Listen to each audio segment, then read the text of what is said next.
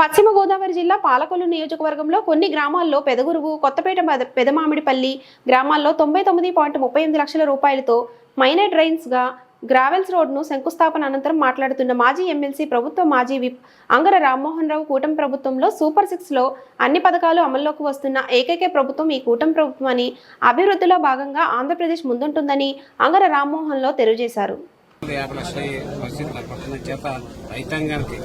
కూటమి ప్రభుత్వం పెద్ద ఎత్తున నిధులు కేటాయించడం చాలా సంతోషకరం. ఇక్కడ స్థానిక శాసనసభ్యులు రామారెడ్డి గారు కూడా ప్రత్యేకమైనటువంటి శ్రద్ధ తీసుకుని ఇవాళ ఈ ఒక్కరోజు కూడా 1 కోటి రూపాయలతో 5 రోడ్లు శంకుస్థాపన చేయడం అనేది రైతాంగంతో సంతోషిస్తున్నారు. ఈ రకంగా ప్రజల శ్రేయస్సు కోసం పాటుపడేది ఈ యొక్క కూటమి ప్రభుత్వం.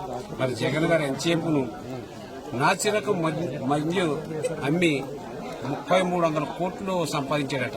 ఏం చేసుకుంటాడు? ఆయన తగలేసుకోగలక ఉన్నత 2 కూతుర్లు 3300 పేదలు తాగే మద్యం మీద కల్తీ మంది, తక్కువ నాసిరకం మంది అమ్మి ఈవేళ కేసులో నువ్వు ఇరుక్కునే వాళ్ళలో కసిరాజ్ అనే ఎవరో ఒక సాక్షి చెప్తున్నాడు.